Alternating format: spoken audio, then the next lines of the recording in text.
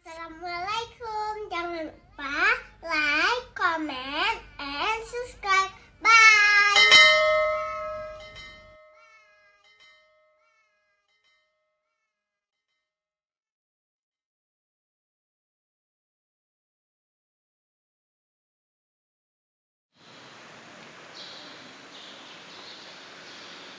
أعوذ بالله من الشيطان الرجيم. بسم الله الرحمن الرحيم.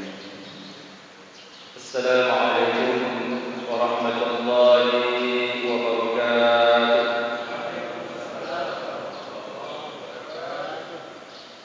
الحمد لله وكفى والصلاة والسلام على رسول الله المصطفى. اللهم لا علم لنا إلا ما علمتنا إنك أنت العليم الحكيم. ربي زدني علما أما بعد. Hadirin sidang jemaah subuh yang dimuliakan oleh Allah Subhanahu wa taala. Kita bersyukur kepada Allah yang telah memampukan kita dari kita mengangkat selimut. Ketika dari malam kita tidur, kita selimut, kemudian kita mengangkat selimut tersebut dan Allah mampukan kita, kita bersyukur. Kemudian yang kedua, Allah memampukan kita untuk kita melangkahkan kaki kita menuju ke Masjid Al-Mukarramah ini. Karena ada orang juga dalam waktu yang sama dengan kesehatan yang prima, dengan fasilitas kendaraan yang lengkap mewah, punya sopir, mungkin belum Allah mampukan untuk memenuhi saf-saf yang ada di rumah Allah, termasuk salah satunya di Masjid Al-Mukarramah yang mulia ini. Selawat yang beriring dengan salam kita doakan semoga Allah selalu mencurahkan kepada junjungan alam Nabi besar Muhammad sallallahu alaihi wasallam. Yang saya hormati pengurus Ketua BKN Pak Beci kalau sekiranya hadir dan beserta jajaran yang ada di Kampung Mulia dan di Masjid Al-Mukarramah. Jadi baru hari ini ada nama masjid sesuai dengan nama kampung. Nama kampung Mulia. Tadi saya teringat nama Masjid Al-Mukarramah. Al-Mukarramah itu juga mulia. Dan jauh sebelumnya husnudzan kita, orang-orang yang ada di kampung mulia tersebut jauh sudah dimuliakan oleh Allah. Wa laqad karamna bani Adam. Artinya Allah sudah memuliakan. Tinggal ke depan bagaimana kita memastikan ketika klaim Allah bahwa kita ini mulia, kita sendiri mampu tidak memastikan bahwa kita ini benar-benar mulia. Kampung mulia, nan masjid mulia, tinggal urang mantap betul-betul menjadi urang yang mulia. Kemudian kepada pengurus subuh keliling, suling. Tadi juga disebutkan sama Ustaz Afiat, sekaligus beliau sebagai ketua DKMA, Dewan Kemakmuran Masjid Aceh. Jadi hadir bersama kita Al-Mukarram yang mulia Pak Ibnu Sa'adan, MPD. Sudah doktor ya, insyaallah. Qariban dalam waktu dekat. Beserta pengurus dan jajarannya. Biasanya ada kerani lagi ya, Pak Adnan. Tapi hari ini berhalangan. Jadi kerani itu pembantu, kaki tangan kalau kata orang Malaysia. Kalau kata orang Malaysia, kerani itu adalah pembantu ataupun kaki tangan. Jadi ada filosofi juga. Kalau semua pengurus yang lain, ada pengurusnya, ada pembinanya, ada penasehat. Tapi begitu saya lihat suling ini, kerani. Pak Adnan itu kerani. Berarti beliau telah menghibahkan dirinya menjadi kaki tangan, menjadi pembantu, menjadi pengabdi untuk kesuksesan subuh keliling. Kemudian saya mencermati filosofi dari makna subuh keliling ini sangat luar biasa. Suling, subuh keliling. Artinya apa? Kita ini harus bergerak. Kita ini harus bergerak. Dengan bergerak, dengan berkeliling akan memberi manfaat. Kalau tidak bergerak, tidak akan memberi manfaat. Kita lihat kipas angin. Kalau kipas angin ini tidak bergerak, kita tidak akan merasakan dinginnya putaran kipas angin tersebut. Artinya harus bergerak. Kemudian kita lihat juga di dalam tubuh badan kita ini ada darah. Kalau kita lihat dengan teleskop, betul ya? Dengan teleskop ya. Kalau kita lihat dengan teleskop, darah yang sehat itu dia akan berputar atau keliling dia. Putaran darah yang sehat. Kalau darah itu mengental, dia tidak berputar, tanda-tanda orang tersebut sakit atau stroke atau ada penyakit lain. Kemudian kita lihat lagi air.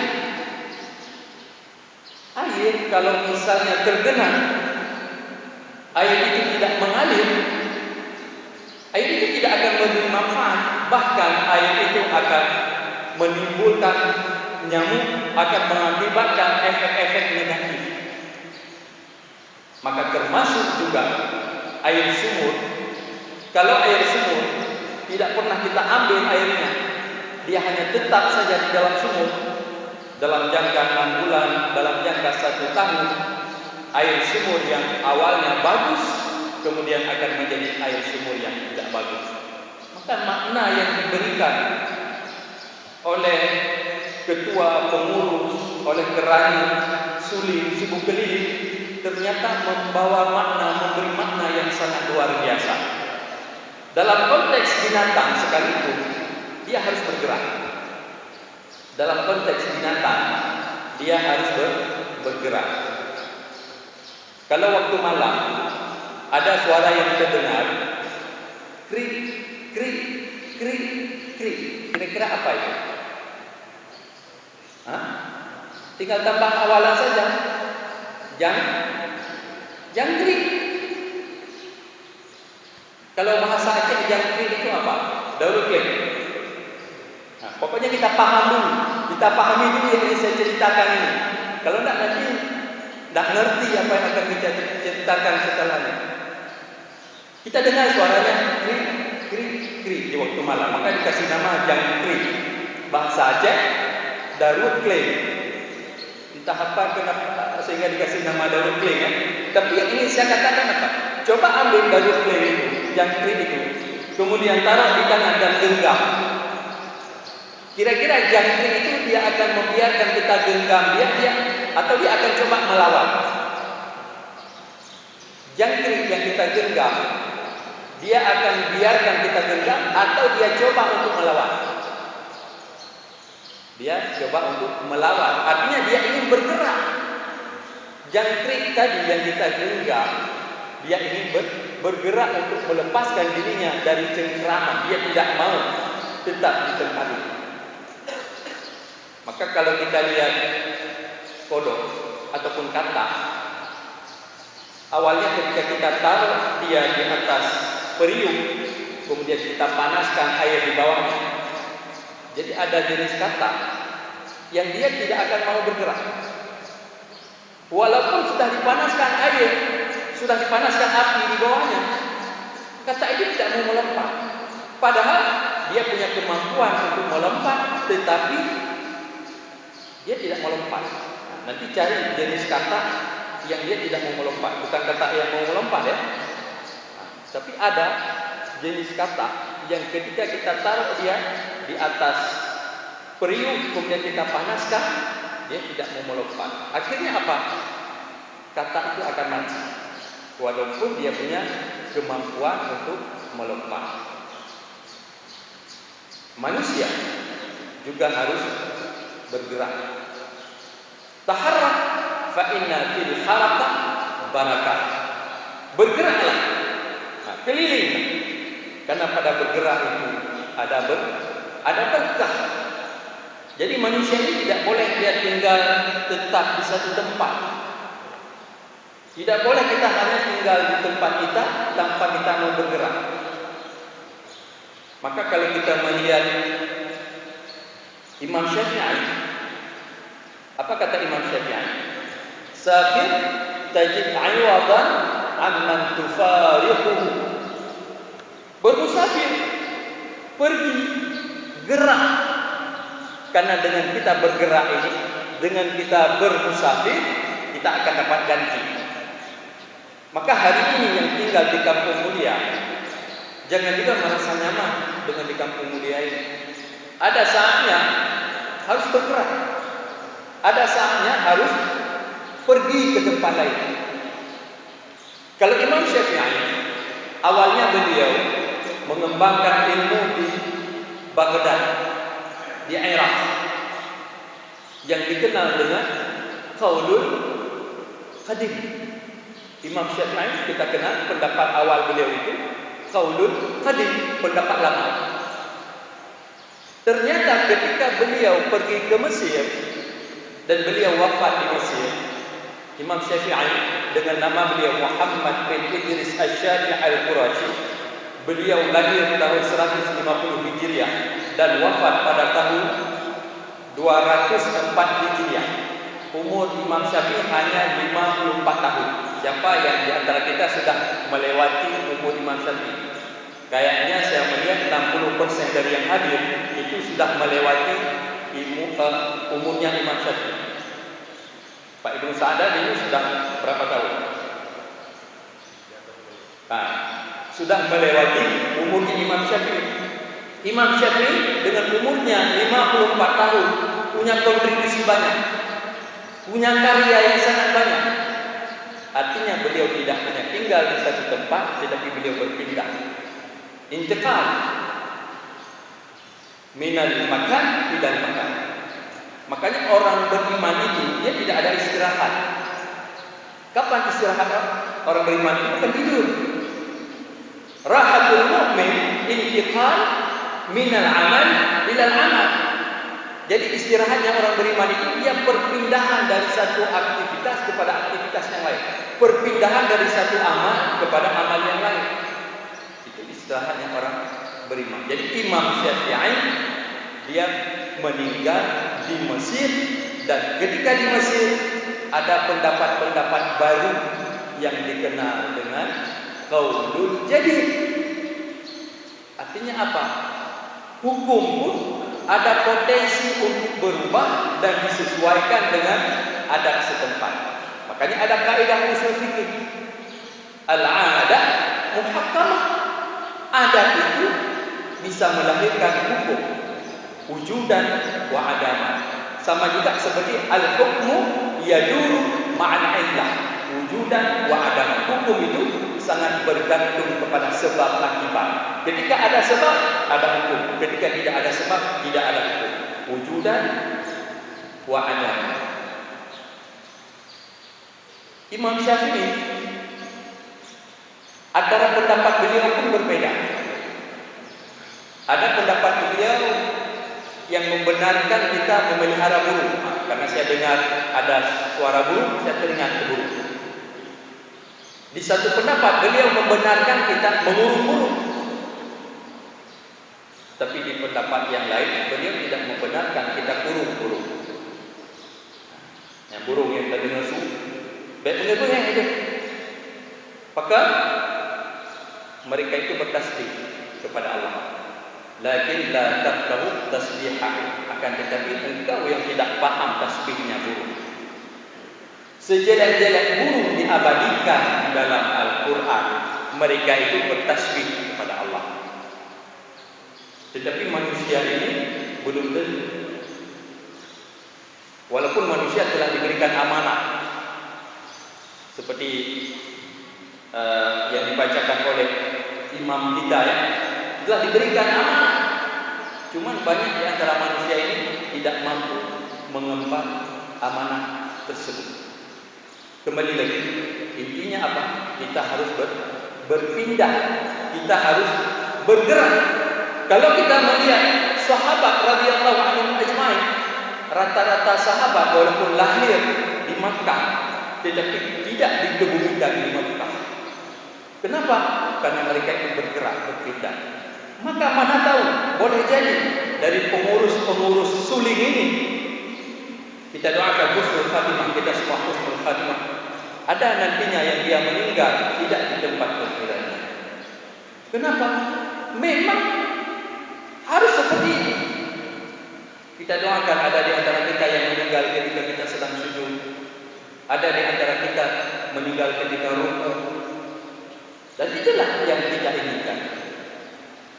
Tapi ada yang kita sayangkan pagi ini ketika saya melihat kita tidak mengestafetkan salat berjamaah ini kepada generasi yang setelah kita. Maka tadi ketika Ustaz Zulfikar selaku PLT BKM Masjid Al-Mukarramah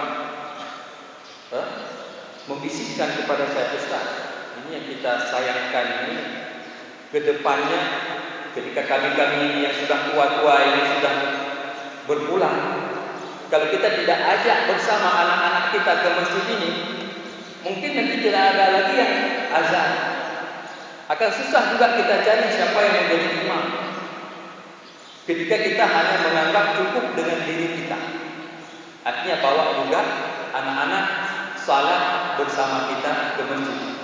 Wa'mur ahlaka bis-shalah wastabir 'alaiha.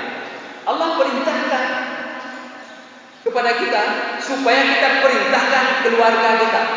Keluarga itu termasuk istri kita dan termasuk juga anak-anak kita.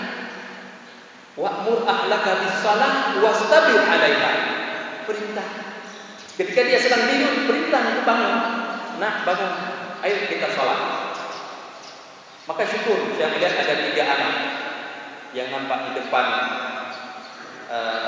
mata saya ini ada 3. Orang tuanya hadir. Hah? Anak siapa? Mana orang tuanya? Mamanya ya. Ayahnya?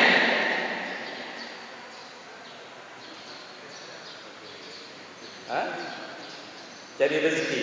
Tapi alhamdulillah ayahnya cari rezeki setelah beliau menunaikan kewajiban salat fardu. Tetapi lebih bagus lagi kalau ayahnya juga bisa salat subuh secara berjamaah di masjid di mana azan diazankan.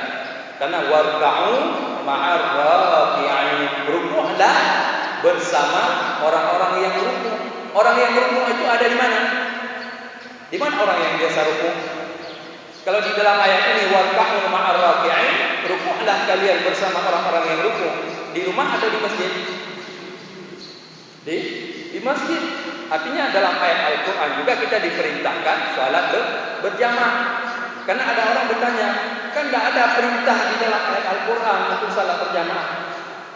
Yang ada dalam hadis menyebutkan keutamaan salat berjamaah baik 25 gandaan maupun 27. Tetapi kalau kita cermati, kalau kita ingin dihapuskan dosa kita dan diangkatkan derajat kita, wudhu di rumah, pergi ke masjid, salat berjamaah, kita dapat 2 bonus. Bonus yang pertama Allah ampunkan dosa kita, bonus yang kedua Allah angkatkan derajat kita.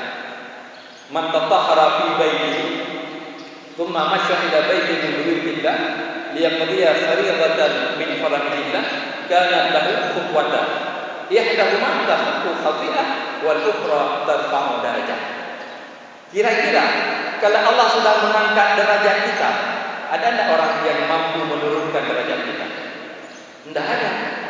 Kita, masalah kita sekarang apa? Masalah kita tidak benar-benar yakin kepada Allah. Masalah kita hari ini kita tidak benar-benar yakin kepada Allah. Misalnya kalau kita benar-benar mensyukuri nikmat Allah, itu kita akan dapat rezeki yang tak terhingga. Tetapi kenapa rezeki kita dibatasi oleh Allah? Karena kita sendiri yang membatasinya. Kan sering kita dengar la in syakartum la azidannakum wa la in kafartum inna adzabi lasyadid. Ketika engkau mensyukuri terhadap rezeki yang telah Allah berikan akan ditambahkan. Tetapi hari ini kita sendiri yang membatasi rezekinya. Kayak mana kita membatasi rezeki? Kita nak mau pergi sholat berjamaah di masjid. Padahal ketika kita sholat berjamaah di masjid, itu adalah salah satu bentuk syukur kita kepada Allah. Jangan kita memaknai syukur kita kepada Allah sesuai dengan definisi kita sendiri ataupun sesuai dengan istilah kita, sehingga kita tidak mau warka'u ma'ar raki'in. Syukur ada anaknya yang hadir, nanti ibunya berpesan kepada orang tua, berpesan kepada suami, dibilang sama ustaz, kalau ingin berkah rezeki, ayo kita sama-sama salat di masjid secara berjamaah. Kita rukun bersama orang-orang yang rukun, karena secara berjamaah itu punya kelebihan dibandingkan dengan sendiri. Berdoa secara berjamaah itu juga potensi diterima itu lebih besar ketimbang kita berdoa sendiri. Walaupun ada momen-momen tertentu yang kita harus berdoa sendiri, dan ada juga momen-momen yang lain yang kita harus berdoa secara bersama. Ketika kita berdoa secara bersama, maka di situ aminnya para malaikat juga ikut. Kenapa kita perlu ke masjid? Karena di masjid ini tempat para malaikat. Malaikat senantiasa mendoakan orang yang mendatangi masjid. Kemudian setelah itu bersabar kita dengar tausiah yang seperti ini. Ini ada malaikat bersama kita. Apa kata malaikat? Apa doa malaikat untuk kita? Allahumma ghfir lahu, Allahumma rahmhu. Ya Allah, ampunilah mereka dan rahmatilah mereka. Apa makna rahmat? Ketika Allah merahmati kita, ketika Allah sayang kepada kita, tanpa kita meminta, maka kita akan diberikan.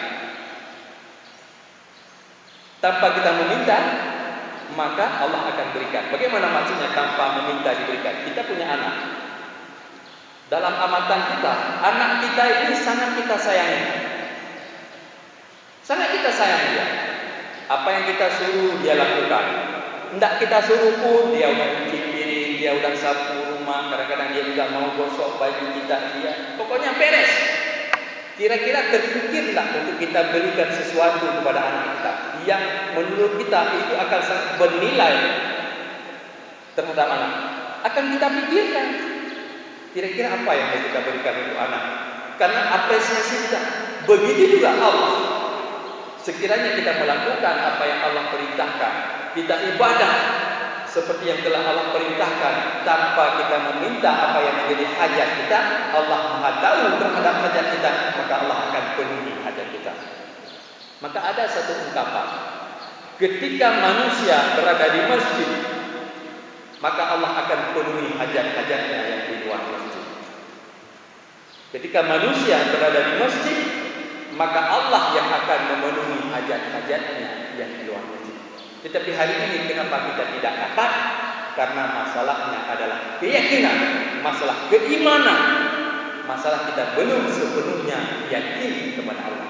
Padahal kalau kita yakin, kita ingat saja ayat wa idza sa'alaka 'ibadi 'anni fa inni qarib ujibu da'watad da'i idza da'an falyastajibu li wal yu'minu bi.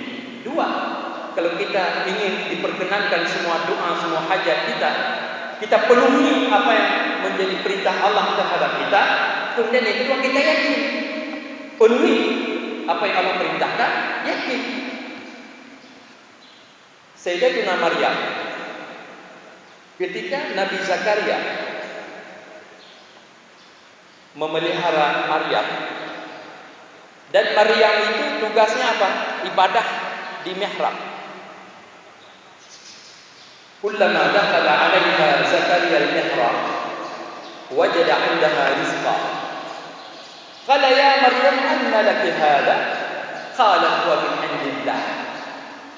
Ketika Nabi Zakaria masuk ke mihrab dan melihat di mihrab itu Maryam sedang beribadah, Nabi Zakaria merasa heran. Kenapa ada buah-buahan, ada makanan di depan Maryam ini yang kalau kita lihat di pasar, makanan buah-buahan itu tidak ada. Kalau misalnya kita pergi ke pasar Penayung, karena ini dekat dengan pasar Penayung kan, kita lihat buah-buahan, ada buah yang tidak ada di pasar Penayung, tetapi ada di depan mihrab Masjid Al-Mukarramah ini tamsilan filosofinya. Dan Nabi Zakaria bertanya, "Anna laki hada?" Maryam, dari mana engkau dapatkan ini? Apa kata Maryam? Dari Allah. Maknanya apa? Ibadah yang betul-betul akan mendatangkan rezeki. Kadang-kadang kita terlalu sibuk mencari rezeki di tempat jauh, padahal rezeki itu ada di depan mata kita. Memang secara ikhtiar usaha rezeki itu harus dicari, tetapi jangan melupakan Ar-Razzaq, jangan melupakan pemberi rezeki. Ada orang dia meyakini kerja dia, usaha dia akan mendatangkan rezeki, betul di satu sisi. Tetapi di dalam ayat Al-Quran, di dalam surah Al-Jumu'ah, di akhir surah, khairul razikin itu siapa? Khairul razikin, sebaik-baik yang memberi rezeki itu siapa? Sebaik-baik yang memberi rezeki adalah Allah. Wallahu khairul razikin. Sebaik-baik yang memberi rezeki adalah Allah. Ketika kita ingin mendiskusikan masalah tawakal, makanya antara Imam Malik dan muridnya Imam Syafi'i berbeda persepsi makna tawakal. Kalau menurut Imam Syafi'i, tawakal itu harus betul-betul berusaha dalam bentuk as-sa'yu yang mengharuskan keluar tenaga. Maka untuk membenarkan anggapan Imam Syafi'i, Imam Syafi'i dia berusaha. Sementara Imam Malik, makna tawakal menurut Imam Malik dalam versi lain, dia mengajarkan ilmu, mentransferkan ilmu, beribadah, itu adalah makna dari tawakal juga yang akan mendatangkan rezeki. Baik, kita buktikan. Imam Syafi'i akhirnya untuk dia membenarkan pendapat dia bekerja memetik anggur. Imam Syafi'i kerja memetik anggur. Setelah bekerja seharian, akhirnya dapatlah buah anggur sebagai upahnya. Dia dapat buah anggur, satu keranjang buah anggur sebagai upah. Akhirnya Imam Syafi'i senang. Ini saya mau bawa buah anggur ini ke guru saya Imam Malik untuk mengatakan bahwa tawakal ini harus dengan usaha. Dengan senang Imam Syafi'i bawa buah anggur tadi ke Imam Malik.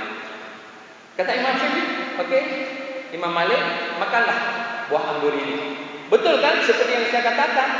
Saya untuk mendapat buah anggur ini harus berusaha. Dan usaha ini kemudian saya bertawakal, akhirnya dapat.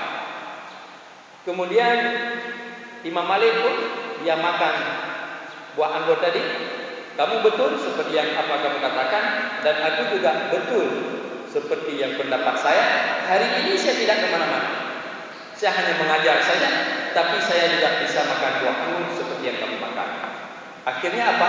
Satu sama. Tidak ada yang kalah, tidak ada yang menang. Imam Syafi'i dapat makan buah anggur dengan usaha dia, as-sa'yu, dengan keluar keringat. Sementara Imam Malik bentuk usahanya apa? Dia mengajar. Dia mengajar tidak kemana-mana, tetapi buah anggur dia bisa makan.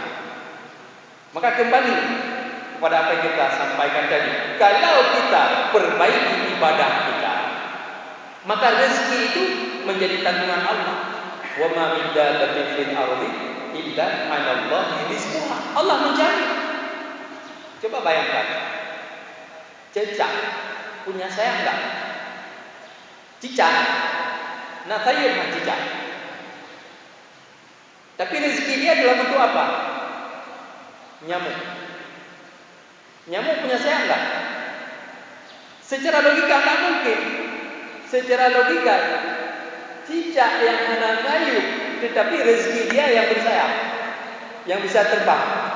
Seharusnya tak mungkin dia bisa makan nyamuk, karena nyamuk bisa terbang. Sementara cicak dia tak bisa terbang. Tapi begitulah jaminan Allah. Wa ma min dabbatin fil ardi illa 'ala Allahi rizquha. Kalau memang seperti itu, kenapa kita susah? Kenapa kita tidak ikuti aja sunnatullah, ikuti aja perintah Allah? Perintahnya apa? Bergerak. Perintahnya apa? Bergerak. Kalau tadi kita mendengar suara burung, ini kan kita dengar suaranya, tapi ini sudah mulai berkurang kan? Kenapa? Karena sebagian daripada burung itu dia sudah keluar. Keluar dia dengan tawakal. Burung keluar dengan tawakal, ingin mencari rezeki. Dan hebatnya burung, dia tidak berpikir untuk hari esok. Yang dia berpikir untuk hari ini, dan dia pasti. Ada enggak burung yang kelaparan, kita lihat dia mati. Kenapa burung itu mati? Mati kelaparan. Pernah enggak kita menemukan ada burung, ketika kita tanya sama yang lihat, kenapa burung itu mati? Dia mati kelaparan. Tidak ada. Yang kita ini di bank ada yang punya deposito sekian ratus juta, punya deposito sekian miliar, masih khawatir ke hari esok. Burung yang dia tidak pernah punya simpanan di bank, dia tidak pernah merasa takut. Dia hanya ikuti saja apa yang diperintah oleh Allah. Makanya kenapa kita diperintahkan untuk tawakal? Ikut burung. Dalam hadis, "Lau annakum tatawakkaluna 'ala Allah haqqa tawakkulihi la razaqakum kama yarzuqut tayra taghdu khimasa wa taruhu bitana." Kenapalah baginda Rasulullah dalam hadis kita suruh ikut seperti burung? Sekiranya engkau bertawakal dengan tawakal yang sebenar-benarnya, Allah akan memberikan rezeki kepada kamu seperti Allah berikan rezeki kepada burung. Taghdu khimasa, ketika pagi hari dia terbang dalam perut kosong, wa taruhu bitana, ketika dia pulang. Tetapi kalau manusia tidak boleh juga sembarangan. Oh, ini harus mengambil filosofi burung, berarti bolehlah makan di mana saja. Makan di mana saja. Punya orang juga dimakan. Jangan. Ikhtiar usaha pergi bergerak itu yang perlu kita ambil filosofinya, bukan mematok kemana-mana, bukan mematok yang punya siapa saja, tidak. Tetapi filosofi gerak itu tadi, gerak keluar cepat. Allahumma barik li ummati fi bukuriha. Kita mendapatkan doa dari Nabi. Ya Allah, berikanlah keberkahan kepada umatku yang mereka bergegas-gegas di waktu pagi. Maka kita nanti setelah selesai dari suling kita ini, menuju kepada aktivitas kita masing-masing, supaya dapat keberkahan, dan kita termasuk di dalam doa yang didoakan oleh baginda Rasulullah Sallallahu Alaihi Wasallam. Sudah setengah jam. Tadi kata Pak Ibnu Sa'dan sekitar 20 menit. Berarti kata gimana Pak Jus selaku ketua PKI? Padahal ada tema yang saya mau angkat hari ini, tapi tidak terangkat tema. Akhirnya mengalir saja. Oke, kembali kepada awal sedikit. Manusia ini harus bergerak, manusia ini harus punya karya. Dan sebaik karya manusia itu yang sangat banyak dirasakan manfaat oleh manusia yang lain. Apapun yang kita lakukan, kalau tidak mampu membahagiakan orang lain dan tidak bisa dirasakan manfaatnya oleh orang lain, berarti kita masih belum berbuat apa-apa. Makanya kalau dalam konteks hadis yang bersumber dari Ibnu Umar, bahwa manusia yang terbaik itu adalah manusia yang mampu memberi manfaat terbanyak kepada manusia yang lain. Ahabbun nas ila Allah Ta'ala anfa'uhum lin-nas. Anfa' dengan isim tafdhil, bahwa manusia yang terbaik adalah manusia yang paling dirasakan manfaatnya oleh manusia yang lain yang ada di sekeliling kita, yang ada di sekitar kita.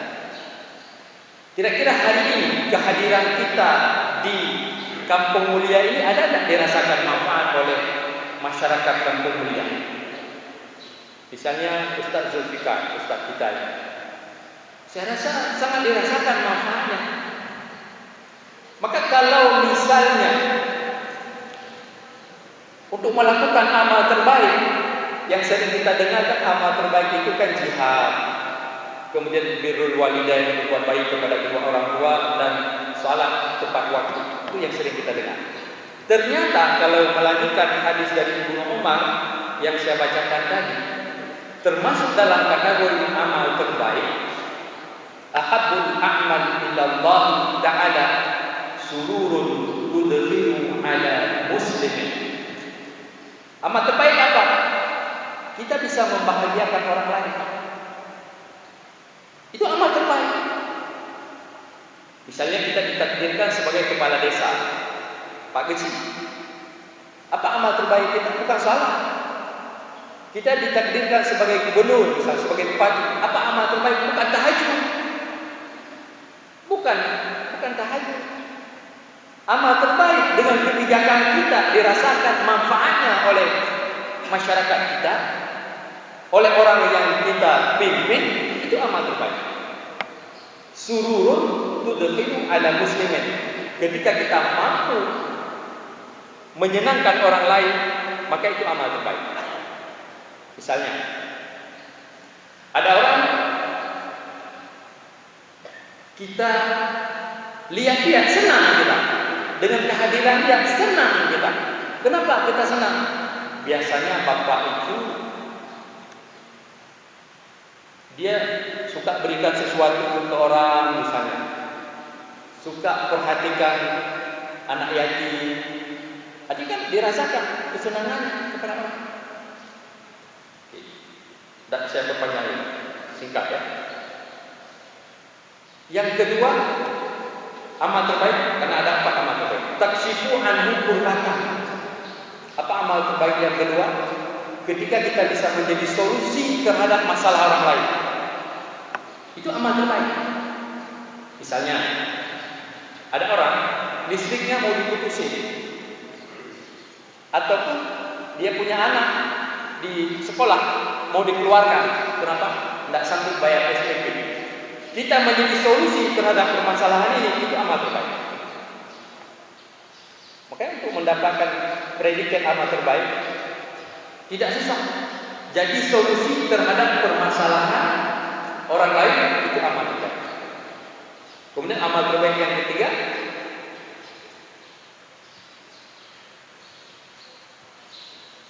tatrudu anhu ju'an.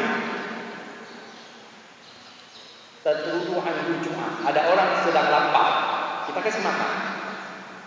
Ada orang sedang lapar, kasih makan. Ada musibah, gempa, banjir, lapar kan orang, kasih bantuan. Hilangkan rasa lapar yang sedang diderita. Adapun memang ada orang miskin, du'afa, yang memang dia tidak punya apa yang mau dimasak, lapar. Hilangkan rasa laparnya, itu amal terbaik.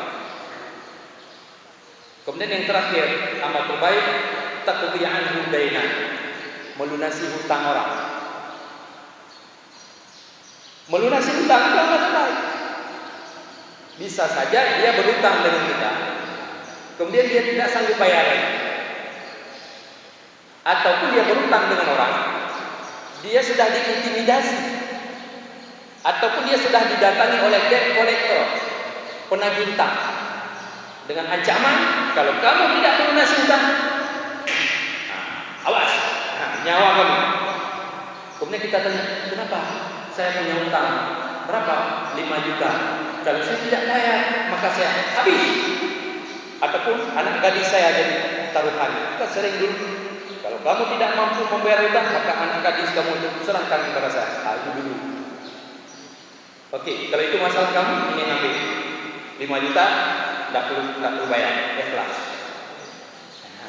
Amal terbaik. Dan hadis ini ditutup dengan wali an adhaba ma'a akhi fi hajatin ahabbu ilayya min an a'tatifa fi hadzal masjid, yakni Masjid An-Nabawi syahra. Saya memenuhi hajat saudara saya itu lebih saya prioritaskan, kata baginda Rasulullah, ketimbang saya beraktikaf di Masjid Nabawi selama 1 bulan. Maknanya apa? Kehidupan kita bagaimana dirasakan manfaatnya secara sosial oleh orang lain, maka itu adalah amal terbaik. Dan insya Allah ketika kita sudah mampu melaksanakan amal-amal terbaik, surga menanti. Semoga bermanfaat. Lebih dan kurang saya mohon maaf. Hadanallahu wa iyyakum ajmain. Akhirul kalam. Assalamualaikum warahmatullahi wabarakatuh.